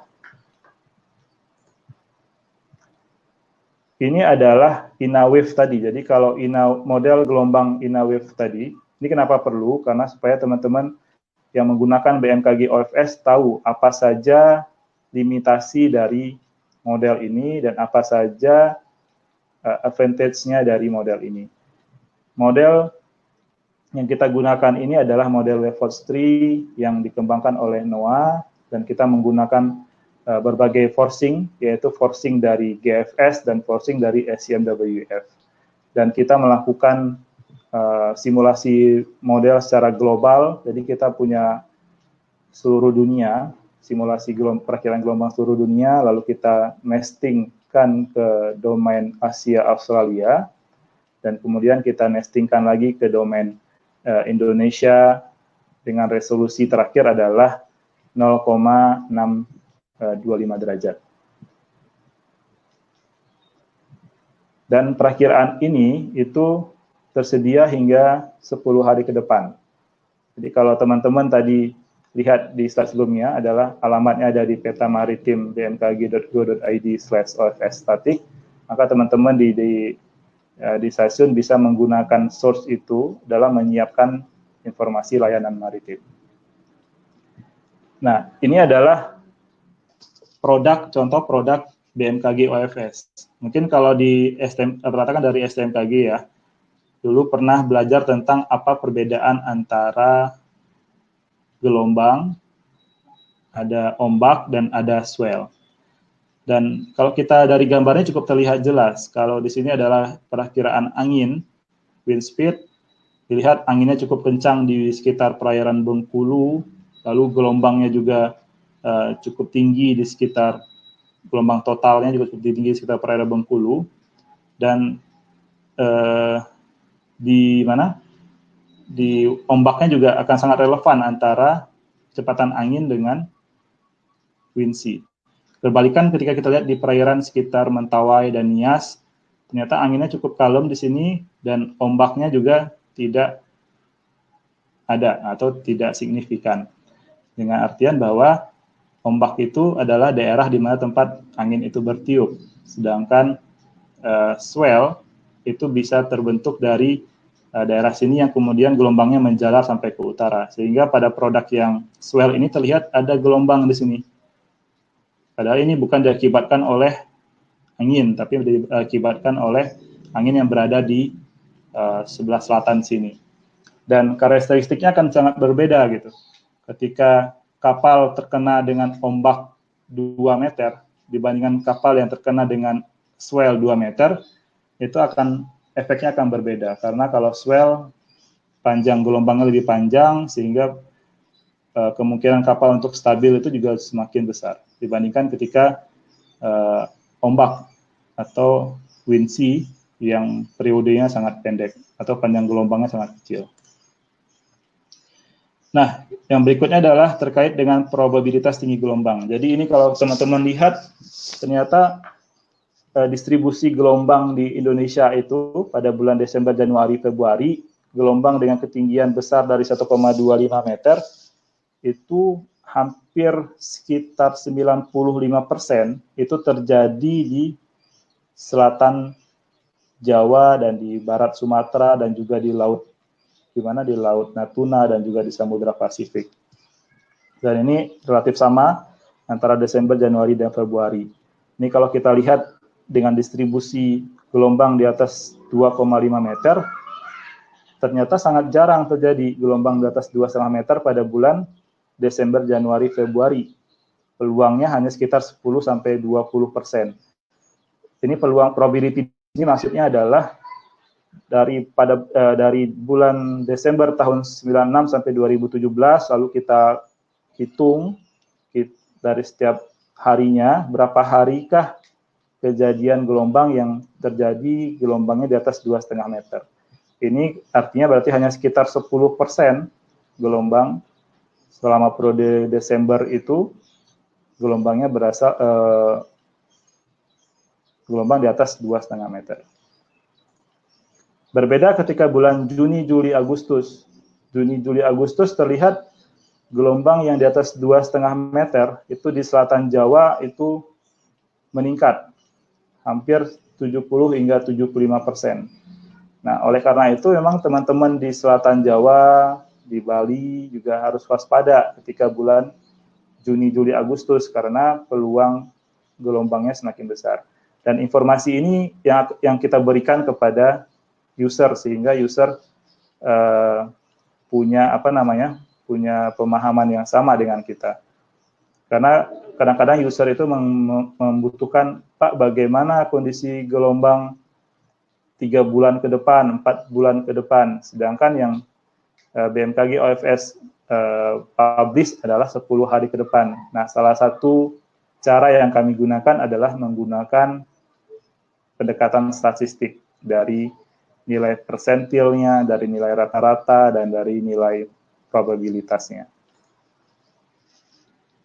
Yang berikut adalah bagian 2 dari BMKG OFS tadi adalah INAFLOW yang kita tujukan untuk perakiraan arus, gelombang, dan juga arus, suhu, dan salinitas laut. Itu per kedalaman. Dan ini forecast-nya tersedia hingga 3 hari ke depan. Kalau teman-teman nanti bisa cek di data tersebut. Nah, model INAFLOW itu yang sebagai inputannya yang kita pakai adalah model HiCom namanya. Kalau HiCom ini seperti kalau di atmosfer itu seperti model GFS, seperti model HMWF.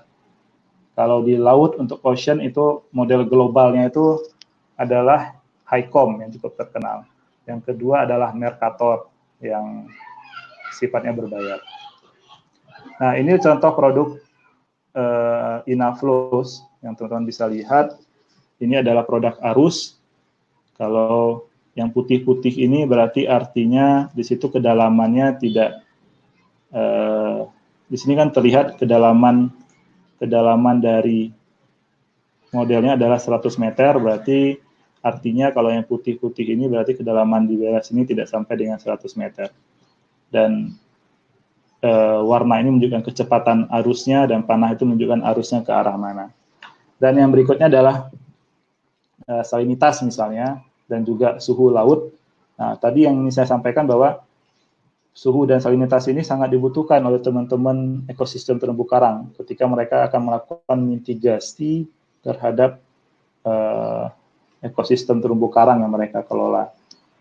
Kita tahu bersama bahwa Indonesia ini kan termasuk coral triangle itu ya, segitiga koral yang cukup terbesar yang sampai ke Bunaken di sana, lalu sampai ke Selat Makassar dan di Laut Maluku.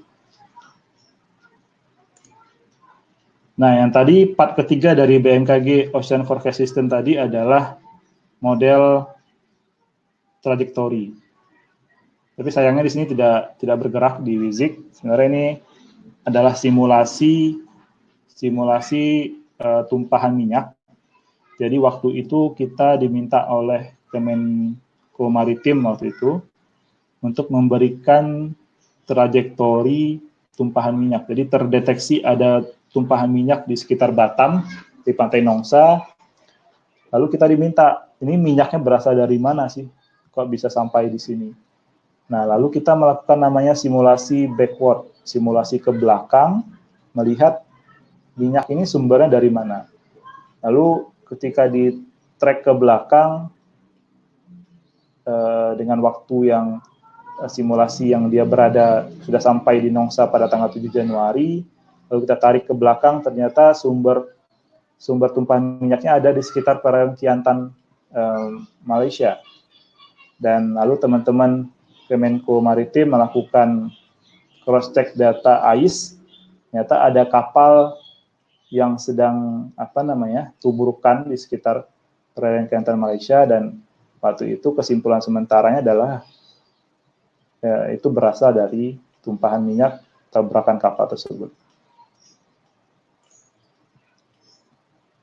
Nah, bagian terakhir dari BMKG Ocean Forecast System ini adalah Indonesian Coastal Indonesian Forecasting System atau INACIF. INACIF ini merupakan cikal bakal dari namanya CIFDP. CIFDP ini program WMO, program internasional WMO untuk membantu negara-negara berkembang mengembangkan sistem peringatan dini banjir pesisir. Nah, lalu kita kembangkanlah INACIF yang kemudian dikenal dengan nama INACIF untuk wilayah Jakarta dan Semarang. Jadi prediksi banjir pesisir untuk wilayah Jakarta dan Semarang. Dan ini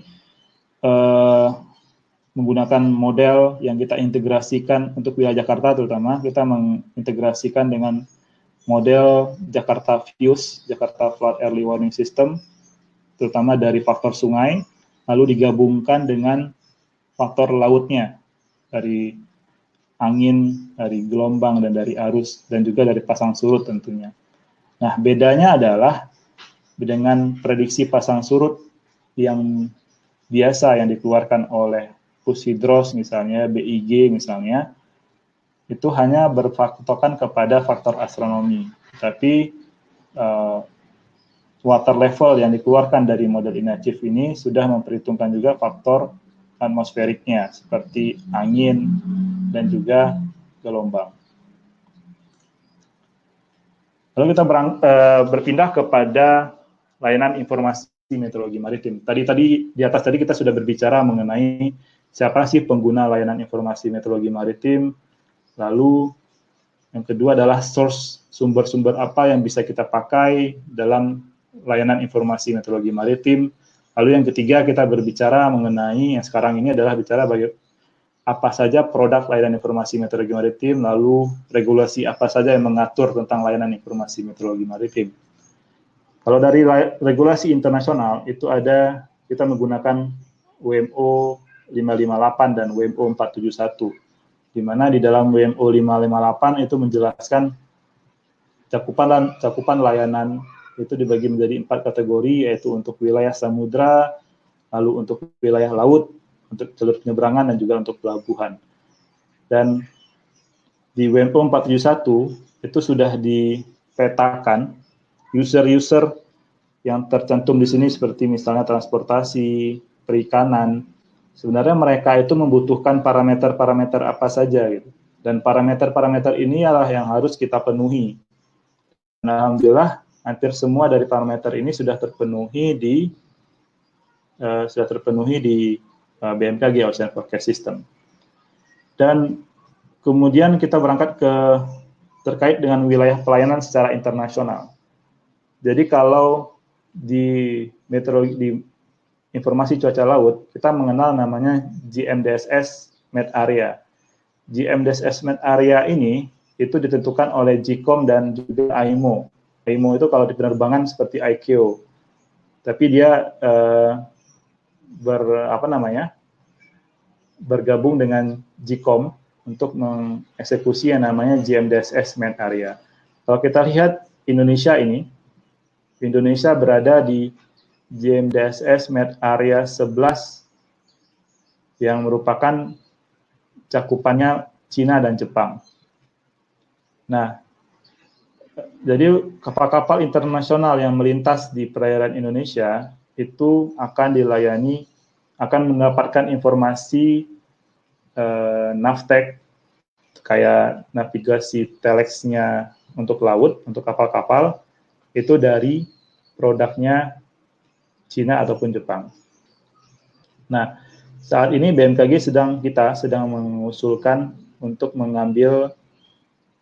meminta bahwa wilayah perairan Indonesia ini akan dilayani oleh BMKG untuk GMDSS Met Area yang ada di wilayah perairan Indonesia. Dan secara nasional, BMKG kita juga punya namanya wilayah pelayanan yang itu terbagi ke dalam 21 UPT yang terdiri dari stasiun meteorologi maritim dan stasiun yang ditunjuk untuk melayani meteorologi maritim. Ini adalah stasiun meteorologi maritim dan stasiun meteorologi penerbangan ataupun sinoptik yang ditunjuk untuk melayani meteorologi maritim. Jadi perlu diketahui bahwa produk informasi meteorologi maritim itu hanya boleh dikeluarkan oleh stasiun meteorologi maritim dan stasiun meteorologi yang ditunjuk untuk melayani meteorologi maritim.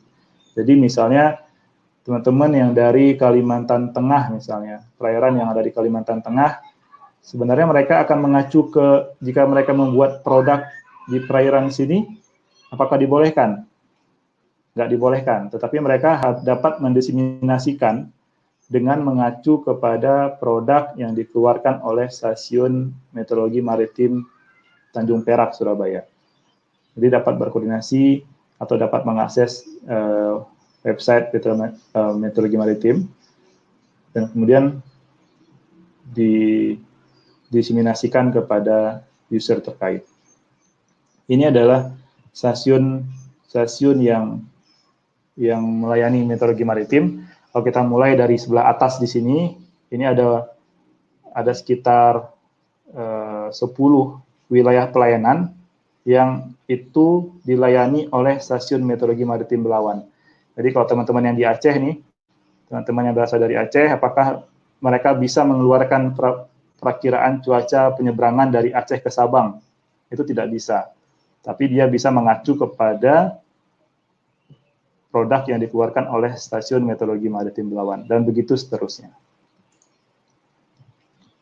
Dan berikutnya adalah regulasi nasional yang mengatur tentang pelayanan informasi meteorologi maritim. Ini di Peraturan Kepala Badan BMKG itu baru keluar di tahun 2019 yang lalu, yang tertuang di Perban nomor 10 tahun 2019. Di dalam regulasi tersebut Mas Bayu, 3 menit lagi ya. Siap. Okay. Bahwa produk yang dilakukan oleh UPT itu ada sekitar nomor 12 sampai 18. Ini yang produknya yang boleh dikeluarkan oleh UPT yang tadi disebut di atas, yang STAMAR dan Stasiun yang melayani maritim. Yaitu ada perakiraan gelombang mingguan, perakiraan wilayah pelayanan, lalu perakiraan pelabuhan dan penyeberangan. Dan produk yang lainnya itu hanya dikeluarkan oleh BMKG Pusat, termasuk juga peringatan dini gelombang tinggi. Nah, selain itu juga ada permintaan khusus atau informasi khusus yang tadi itu adalah informasi publik yang terbuka untuk umum, sedangkan informasi khusus adalah terkait SKK Migas. Saat ini kita sudah melayani sekitar 23 lokasi SKK Migas dan ada sekitar 35 lokasi lagi yang sedang antri dalam proses perjanjian kerjasamanya. Nah, ini bagi teman-teman yang suka untuk menulis, suka untuk mengolah data, silakan akses beberapa alamat berikut ini yang mungkin sangat bermanfaat untuk melakukan kajian tulisan terkait dengan maritim dan oceanografi. Kalau kita bisa bilang ini kayak yang seperti Copernicus Marine Environment ini merupakan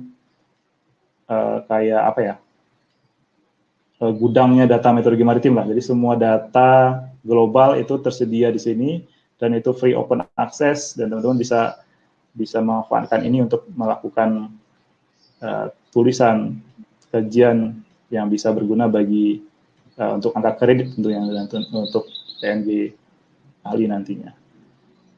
Oke, itu terima kasih. Assalamualaikum warahmatullahi wabarakatuh.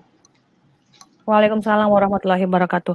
Baik, terima kasih Mas Bayu. 3 presenter Bapak Ibu sudah melakukan presentasinya.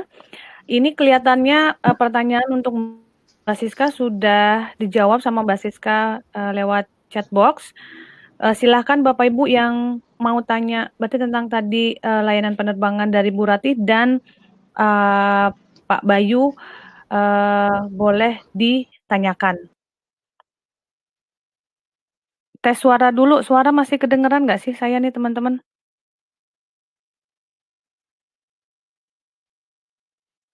Masih, oke Bu Nelly. Sip, mantap. Fik Devi, Pak Kosasi, oke good. Silahkan yang mau bertanya. Kita buka sesi tanya jawab. Mudah-mudahan ini ada contekan banyak nih dikasih sama pengajar-pengajarnya. Dari mulai nanti masuk ke materi jurnal yang bisa teman-teman cari untuk memudahkan. Nah, saya enggak mau kasih tugas dalam arti kemarin saya lupa nyampein buat bikin resume, karena ini sekarang kita mau masuk agenda berikutnya tentang ada pembuatan KTI, lalu agenda sosiokultural dan Dupak. Untuk refresh ya, kita bikin lagi resume gitu. Jadi ingat-ingat nih untuk agenda kepelayanan tuh materinya Mbak Siska apa, materinya Mbak Rati apa, materinya Mas Bayu apa. Nah, teman-teman nanti sesenang hatinya aja mau resume tuh yang bisa teman-teman ingat untuk teman-teman merasa dibantu atas resume sendiri untuk teman-teman bisa pakai di materi KTI nanti gitu untuk misalnya cari jurnal itu ini udah sangat membantu gitu. Silahkan yang mau bertanya. Semoga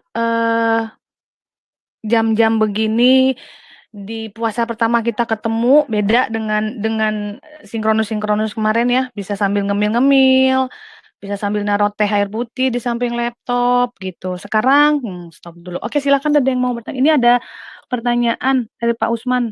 Ini Bu Siska sudah dijawab belum ya? Pak Bayu, izin bertanya, Pak, bagaimana akurasi ocean model yang digunakan BMKG? Silakan langsung diomongkan. Ya, terima kasih Mbak Ami. Untuk Mbak Anistia, terkait dengan Mbak Anistia sama Mas Usman hampir sama ya pertanyaannya, terkait dengan akurasi ocean model yang terutama BMKG Ocean Forecast System. Nah, BMKG Ocean Forecast System, kita melakukan beberapa verifikasi dengan menggunakan data yang sifatnya survei, hanya temporal dan hanya beberapa lokasi saja. Misalnya kita melakukan survei di laut di sekitar laut Selat Bali misalnya, lalu di Selat Sunda, dan itu sifatnya hanya temporal, hanya 2 minggu, karena kita tahu bersama bahwa mungkin di materi pengamatan yang Pak Oki pernah sampaikan bahwa data pengamatan di Indonesia masih sangat minim, gitu ya, terutama data gelombang. Sehingga kelemahan kita adalah untuk melakukan verifikasi model itu data yang terbatas. Dan dari beberapa survei yang kita lakukan, ada sekitar 8 atau 9 survei, dan tentunya setiap wilayah mempunyai karakteristik yang berbeda-beda gitu ya, akurasinya. Jadi kita nggak pukul rata se-Indonesia itu akurasinya berapa, tapi dari pengalaman kita dengan beberapa survei tersebut, setiap daerah itu mempunyai akurasi yang berbeda-beda. Dan rata-rata akurasinya masih cukup bagus, terutama di daerah-daerah yang tidak dekat dengan pantai, yang agak terlepas, itu cenderung lebih baik, sekitar 70-80%. Tetapi untuk wilayah yang dekat dengan coastal, dekat dengan pantai, itu akurasinya masih sangat minim, antara 50-60%. Demikian Mbak Anistia dan Mbak Usman. Oke, makasih Mas Bayu. Pak Usman Effendi tadi sudah dijawab sama Mbak Siska, kayaknya komplit banget sudah, nggak tidak perlu dijawab lagi by voice. Oke, ada lagi kalau yang ingin bertanya sama materi Mbak Rati, boleh langsung di chat box, nanti dijawab langsung di situ. Apakah ada yang masih mau bertanya? Dari Pak Kosasi. Gimana Mas? Ya. Apa penyebab kecuraman gelombang? Jadi kecuraman gelombang ini tadi saya sampaikan bahwa adalah fungsi dari panjang gelombang dan tinggi gelombang. Nah, apa yang menyebabkan gelombang itu semakin curam? Jadi kalau misalnya gelombangnya semakin tinggi dan panjang gelombangnya semakin pendek, maka gelombangnya akan semakin curam. Dan itu umumnya terjadi pada daerah-daerah yang windsea, atau daerah situ anginnya bertiup kencang, lalu gelombangnya terbentuk di situ, maka daerah-daerah tersebut cenderung gelombangnya lebih curam. Makanya teman-teman forecaster di stasiun maritim kita minta untuk juga memperhatikan ketika gelombangnya sampai 4 meter itu apakah dominannya adalah windsea atau dominannya swell. Jadi harus dibedakan, karena dampaknya juga akan berbeda kepada pengguna. Gitu Pak Ahmad. Ya.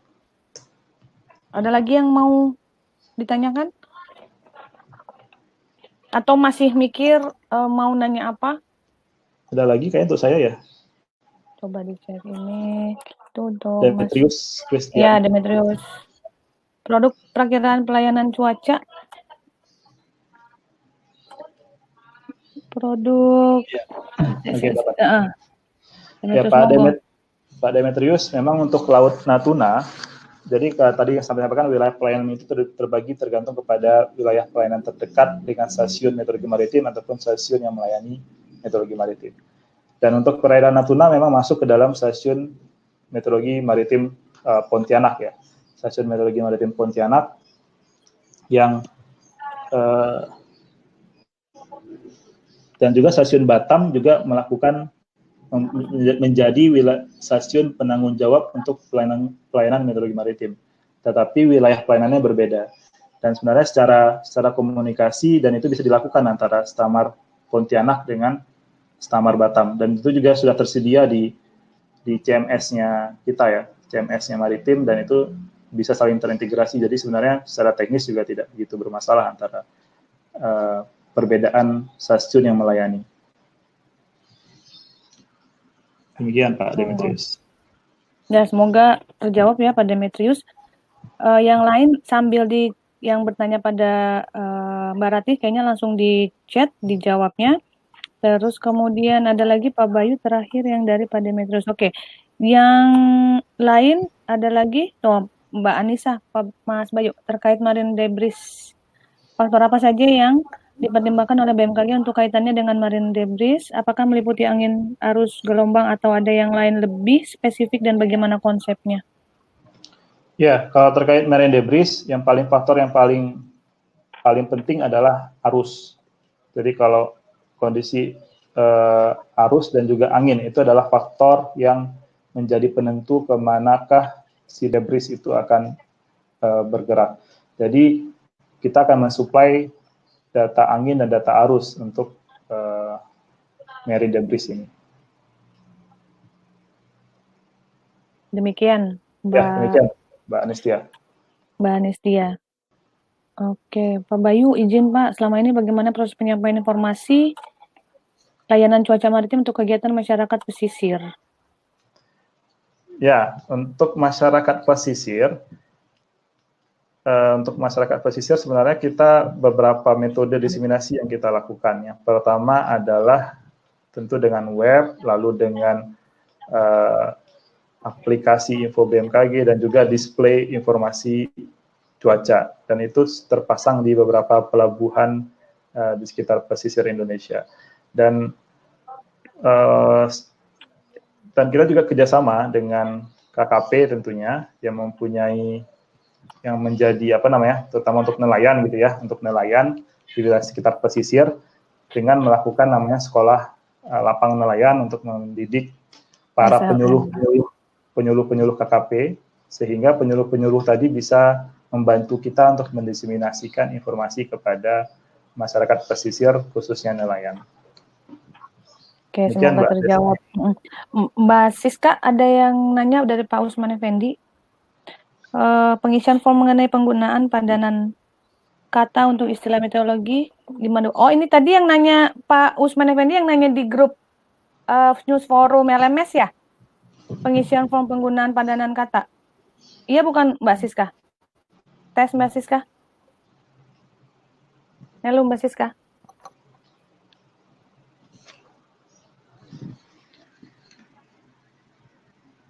Mbak Siska nyalain mic-nya dulu.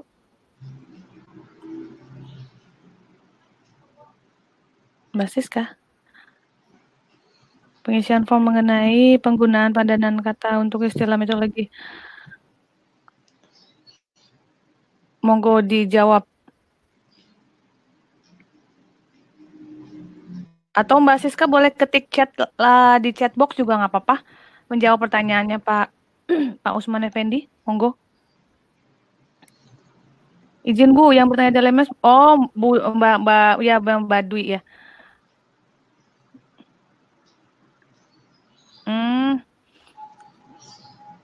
Nggak apa-apa, itu diisi aja. Mas Usman, jadi karena itu sudah terkait batch, jadi teman-teman tetap aja isi itu, jadi nggak ada masalah ketika itu nanti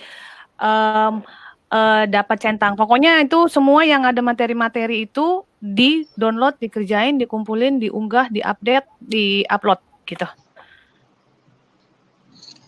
Pak Bayu dari Mas Fajar, terkait kerjasama dengan di display terdapat titik potensi dan tangkapan ikan. Apakah mohon izin apakah tersebut bisa diakses, data titik tersebut bisa diakses terkait layanan kepada user daerah wilayah Stamar kami. Mas Fajar. Ya, Mas Fajar, terkait peta perakiraan daerah penangkapan ikan, potensi koordinatnya itu sudah tersedia. Nanti kita japrian aja ya, linknya saya kasih. Nah, boleh. Nanti di japri by News Forum di LMS biar banyak komentar di LMS-nya.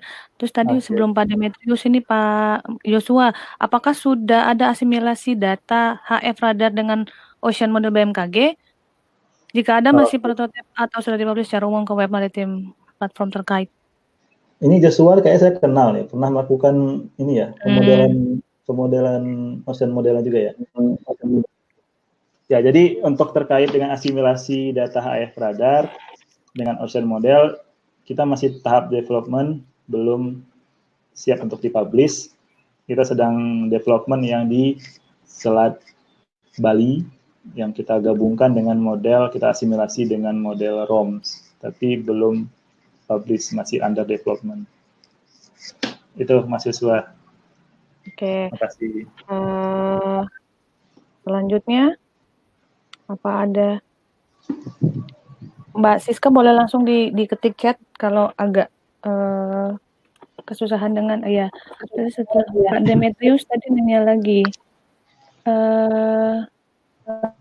Ya, betul Pak Demetrius. Jadi untuk informasinya itu mengacu kepada informasi yang dikeluarkan oleh stasiun penanggung jawab.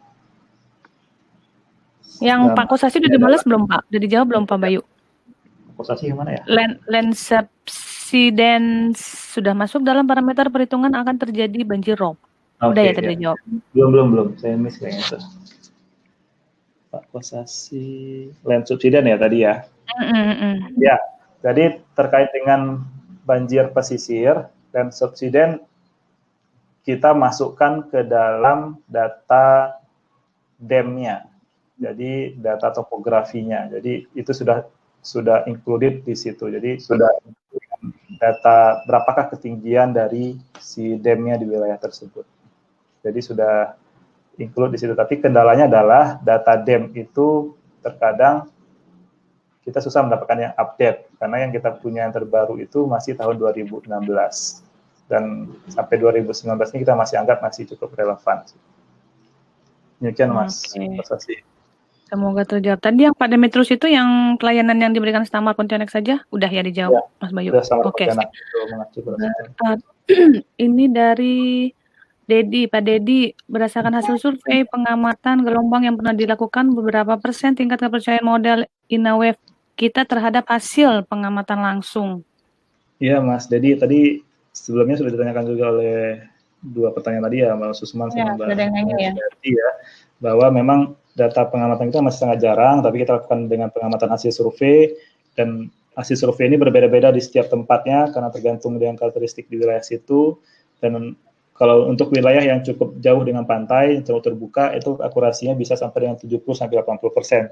Tapi untuk wilayah yang dekat dengan pantai, itu akurasinya masih sangat jelek, antara 50-60%. Itu Mas Dedi. Gitu kira-kira. Oke, ini sudah dijawab terakhir. Ada lagi yang mau bertanya atau sudah greget pengen langsung japri di News Forum linknya, terus nanya tentang stasiunnya, kendala? Ya Mbak Siska?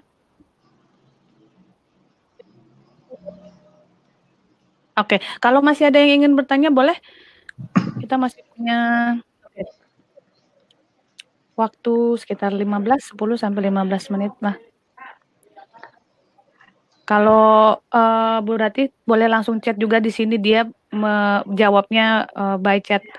Mbak Siska kalau memang sinyalnya ininya, boleh juga lewat chat. Bapak Ibu, tapi suara kita semua pengajar masih oke ya? Kita mau cek ini lagi. Cek voice, oke. Oke, jelas banget. Sip, kalau begitu berarti ini memang lagi mikir mau nanya apa gitu ya. Oke, iya, Mbak Siska nggak apa-apa. Kalau time out notifikasinya nggak apa-apa, di chat box aja dijawabnya. Ada lagi yang mau ditanyain terkait materi-materi dan tugas-tugas. Nah, gini teman-teman, berdasarkan kemarin yang sudah ada yang ngerjain tugas karena sudah buka kelas dari Senin, kira-kira apa yang diinginkan pengajar untuk menjawab pertanyaan yang dikasih itu udah sesuai belum?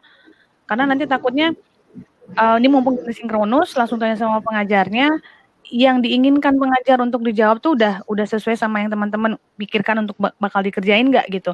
Kalau belum, monggo ditanyain. Dan takutnya nanti kayak kemarin pengajarnya minta bukan jawaban itu, tapi yang dikerjain yang modelnya kayak gimana gitu. Jadi berbeda. Nah itu nggak sesuai sama yang diminta pengajarnya, maka harus disesuaikan. Ada yang mau ditanyain teman-teman?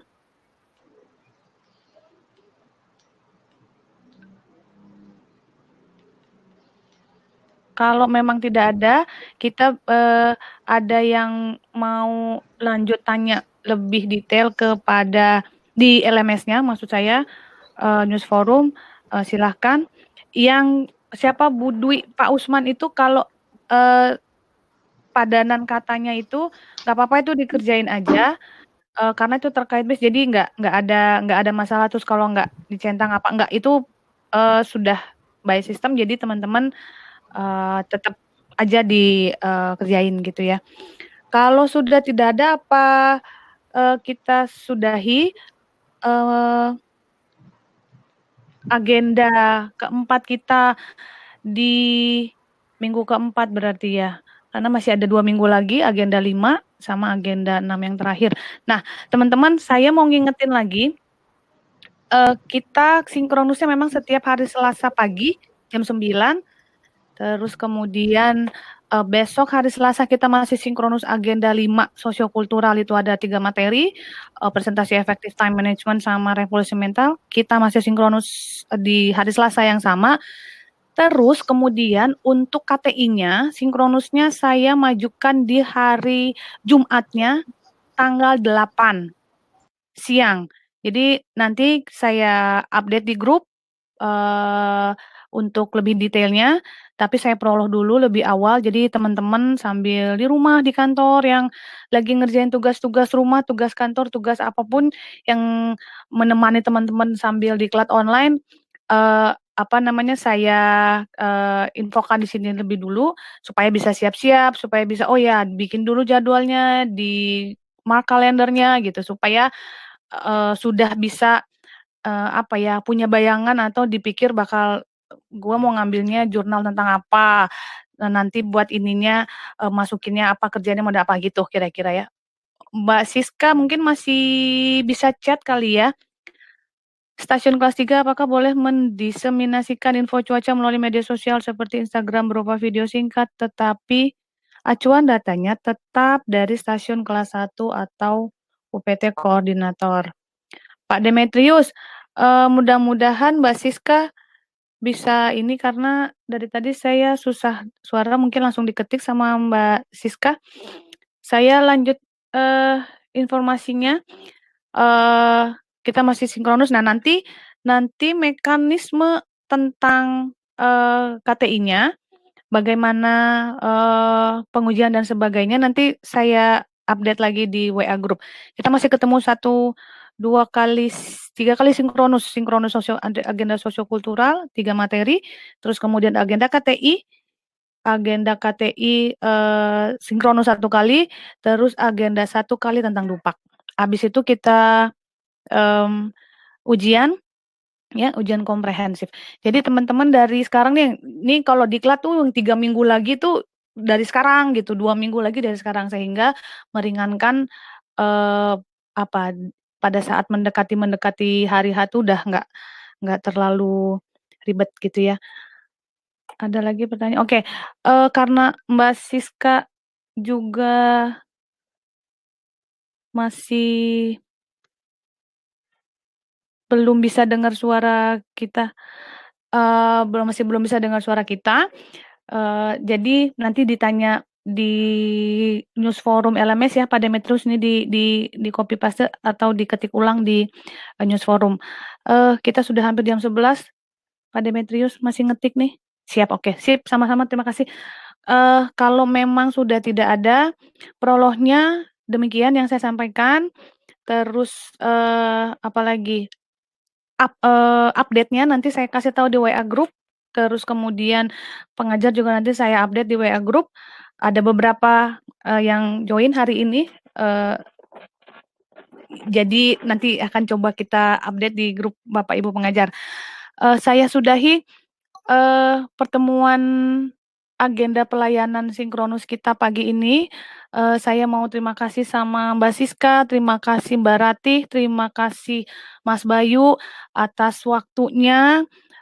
Alhamdulillah wiziknya lancar, alhamdulillah internetnya lancar gitu. Jadi tadi juga agak-agak kendala gitu, saya hilang, makanya pas dari Mbak Ratih masuk ke Mas Bayu, tiba-tiba ngeheng terus hitam gini laptopnya. Jadi saya bilang ke TSO saya untuk dibantu. Nah, ini adalah kendala-kendala kita mengikuti diklat-diklat online atau e-learning model ini.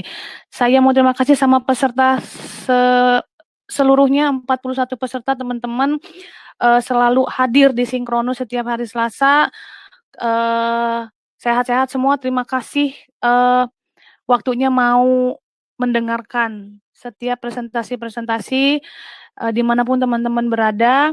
Semoga sehat-sehat. Kita ketemu lagi sinkronus di hari Selasa, agenda 5 sosiokultural. Oke, saya akhiri dengan Assalamualaikum warahmatullahi wabarakatuh. Kita lanjut di LMS, di grup chat, grup news forum untuk tanya-tanya mengenai materi dan LMS-nya. Oke, terima kasih Bapak Ibu pengajar dan para peserta.